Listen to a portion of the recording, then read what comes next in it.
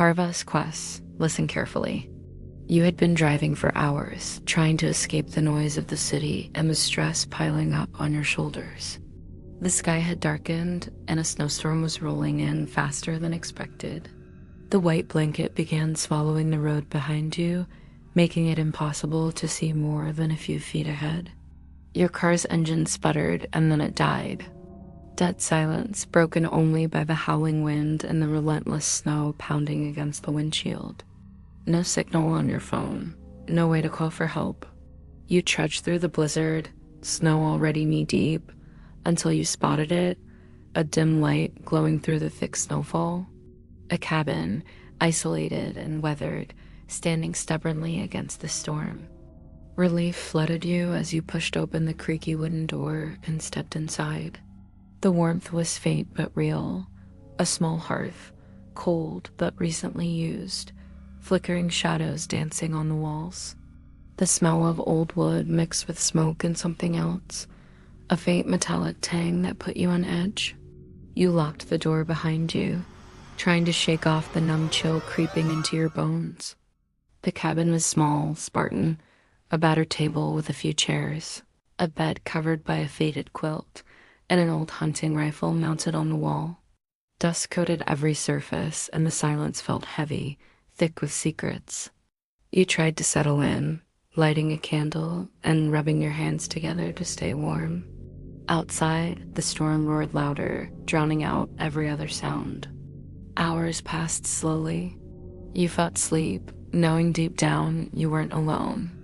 The wind outside sounded almost like whispering, voices hidden in the howling. At midnight, a slow, deliberate knock echoed from the cabin's front door. You froze. The knocking came again, louder, more insistent. You peered through the frost-covered window but saw only swirling snow. No sign of anyone. Then a whisper, low and chilling, slipped through the crack under the door. "Let me in."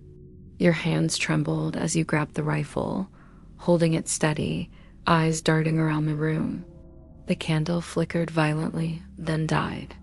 Darkness swallowed the cabin. A cold draft rushed in as the door creaked open by itself. You slammed it shut, heart racing. Outside, the crunch of footsteps paced slowly around the cabin's perimeter. Inside, the shadows lengthened and thickened, seeming to stretch and pulse. The whisper came again, now right behind you.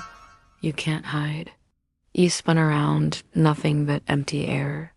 Then the knocking grew frantic, pounding against the wooden walls like a living thing.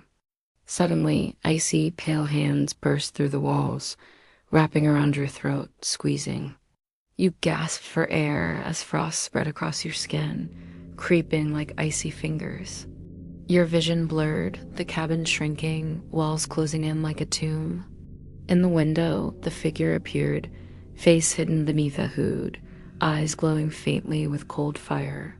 You tried to scream, but no sound escaped. The storm outside howled louder than ever, drowning you in darkness. When you woke, you weren't in the cabin anymore. You were trapped in a frozen nightmare. The snow stretched endlessly, untouched and suffocating. Behind you, the cabin stood, but now it was alive, its windows glowing with a terrible light. And the figure, it was watching, waiting, because some places don't just freeze time. They freeze souls. Some storms never end. They wait to claim you. Subscribe now before the snow buries you alive.